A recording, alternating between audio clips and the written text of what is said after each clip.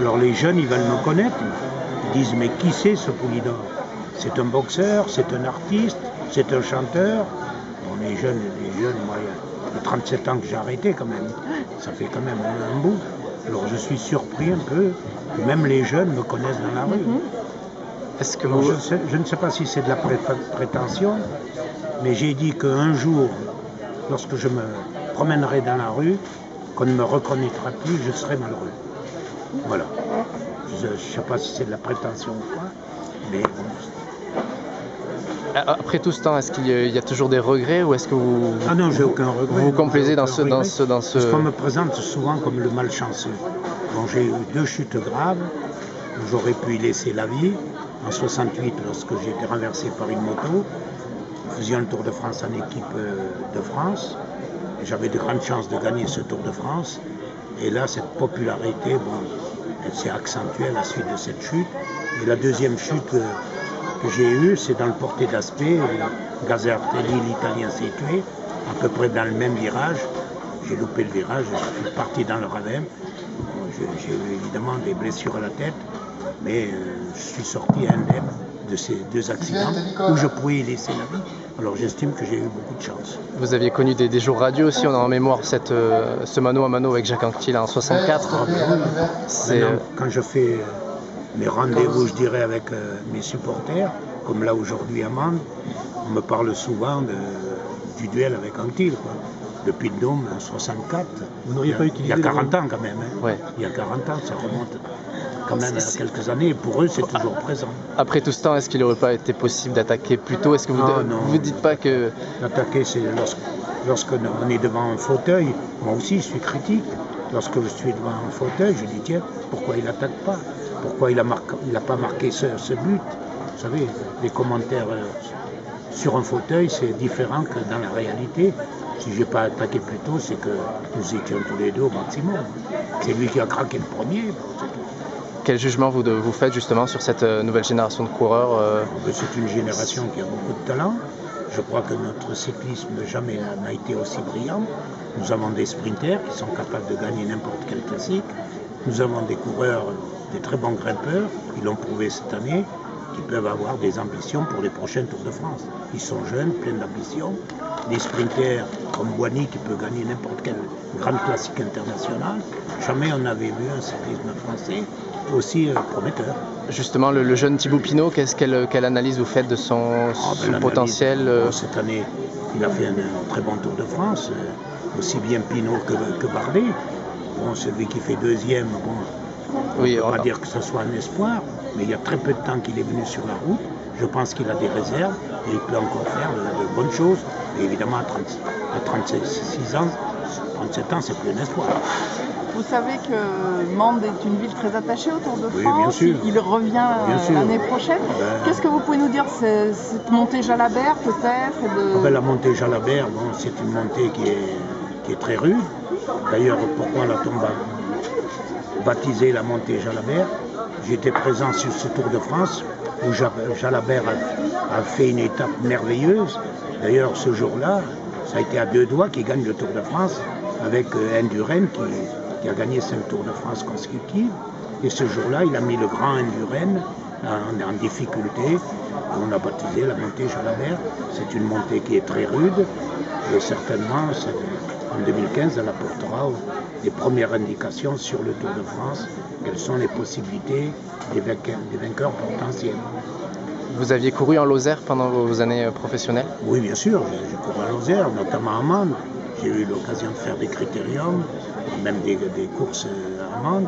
Et puis je suis venu en tant qu'invité d'honneur à une très belle course qui est le Tour du Gévaudan.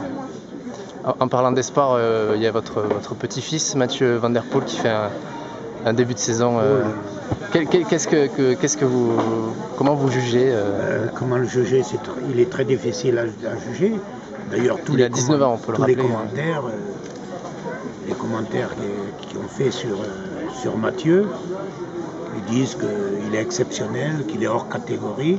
Parce que vous savez, il a 19 ans, il a près de 500 victoires quand même. Depuis qu'il court, qu'il fait du cyclocross, il gagne partout. Il a 2 titres de champion du monde, un titre de champion du monde sur route. Là, il a 19 ans. c'est sa première année en espoir. Là, il a fait des courses en début de saison avec l'élite, où il les a battus. C'est quand même énorme. Alors il hésite, est-ce qu'il va faire le championnat du monde des élites ou le championnat du monde des espoirs, vous vous rendez compte? Qu'est-ce que vous lui conseillez? C'est énorme. Je pense qu'il va faire le championnat du monde des espoirs et il va certainement se consacrer à la route plus tard, dans 2-3 ans, puisqu'il a été quand même champion du monde sur route. Qu'est-ce que vous retrouvez de la fibre, on va dire, Poulidor dans sa manière de courir, dans si je pouvais dire, son tempérament? Je crois qu'il est plus fort que le grand-père et plus fort que le père, parce que n'oublions pas que son père a été, dans le passé, coureur numéro 1 à l'UCI et qui a été champion du monde de cyclocross également, qui a gagné l'Èche-Bastogne, la Flèche Wallonne, Amstel Gold Race, Paris-Tour, les étapes du Tour. Palmarès quand même très fourni, mais son fils promet beaucoup. Maintenant, vous savez, il est encore jeune, on ne sait pas ce qui peut se passer. Quel conseil vous pouvez lui donner autant à lui qu'à Thibaut Pinot, de persévérer? Pas de conseil? C'est une autre génération, il y a 3 générations pratiquement. Non, les conseils, bon, bonjour. Je ne sais pas s'ils les accepteraient, mes conseils. Mais les conseils, bon, vous savez, c'est le sérieux, c'est tout. Il n'y a pas d'autre conseil. C'est de faire son métier, de faire des sacrifices.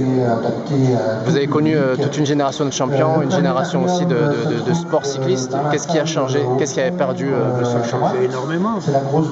Moi, mon dernier tour, je l'ai fait en 76. Et cette année, j'étais à mon 52e Tour de France. C'est-à-dire j'ai assisté à l'évolution du Tour de France. Mais si j'étais resté 30 ans et que je revienne au Tour de France aujourd'hui, après 30 ans d'absence, je ne m'y reconnaîtrais plus. Maintenant, le Tour de France, c'est autre chose. Les courses cyclistes se courent d'une autre manière. Il y a les médias. Vous savez, maintenant, le Tour de France, les étapes sont retransmises en direct et en non-stop. C'est-à-dire on a 4 heures de direct, 5 heures de direct, et c'est la télévision qui impose presque les moyennes aux coureurs. Lorsque moi je vois les étapes de plat, 200 km, ils font ça pratiquement en moins de 4 heures, vous vous rendez compte? On a perdu cette dimension peut-être un peu oui, maintenant vous avez le matériel, vous avez les courses qui se disputent d'une autre manière. Maintenant, comme le Tour de France, où la montagne joue son rôle principal, c'est là que le vainqueur du Tour de France s'impose. Et jusqu'à la montagne, bon, il ne se passe rien. C'est-à-dire, vous regardez la télévision, une échappée au départ, vous rejoignez à 4-5 km de l'arrivée. C'est-à-dire, vous regardez les derniers kilomètres, vous n'avez rien perdu. Bon, c'est comme ça. La première partie se fait pour les sprinters. Une victoire sur une étape du Tour de France a des retombées énormes. Un coureur qui gagne une étape du Tour, il est tranquille pour 2 ans. Vous aviez connu tant de grands champions, Merckx, Anquetil. Parmi les champions modernes, qui est-ce qui mériterait, selon vous, dans le tempérament? On demande quel est le meilleur coureur qu'il y ait eu. Bon, il n'y a pas de meilleur coureur. Chaque génération a eu ses coureurs d'exception. Vous savez,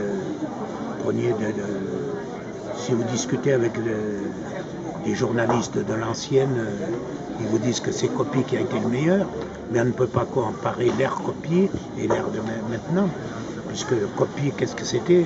C'était la vieille Europe qui était professionnelle. Maintenant, c'est le monde entier qui est professionnel. C'est les pays de l'Est qui sont devenus professionnels. Les pays de l'Est qui ont dominé le cyclisme amateur et qui sont en train de dominer le cyclisme professionnel. Vous prenez l'exemple sur le Tour de France. Avant, nous étions 148 au départ. Sur les 48 coureurs, il y avait 75, 80 Français. Maintenant, ils sont 200 au départ, il y a 20 Français. C'est plus difficile à gagner. Justement, les Français, ça fait 20... Mais depuis Hinault, le dernier vainqueur du Tour, 85. C'est Hinault. Vous pensez qu'il est vivant, le prochain? J'ai eu l'interview de Hinault. Hinault a dit « J'espère que je ne serai pas mort avant de voir mon successeur ». Dans les médias, bon, bien sûr, il y a Pinot, il y a Bardet qui ont promis beaucoup cette année. Mais n'oublions pas que cette année, il y avait 3 absents qui seront favoris du prochain Tour de France qui n'étaient pas là. Bon, il y a eu 2 absents. Il y a eu Contador, il y a eu Froome et il y a le petit Colombien, Quintana, qui a gagné le Tour d'Italie, qui a fait l'impasse sur le Tour de France et qui l'année d'avant avait fait 2e du Tour de France et qui cette année, en 2015, va bénéficier d'une très très forte équipe et sera certainement très difficile à battre. Est-ce que vous avez des attaches particulières avec la Lozère Attaches particulières, non, mais j'ai fait de belles courses en Lozère. J'ai eu l'occasion de gagner un midi libre qui se pratiquait pratiquement sur les routes. D'ailleurs, je me souviens, l'année que j'ai gagné le midi libre, il y avait Madame Soleil qui était là. Bon, j'étais maillot jaune, elle a dit oh, ben, je vois très bien Poulidor gagner. Je ne pense pas qu'elle avait fait des pronostics qui sortent de l'ordinaire.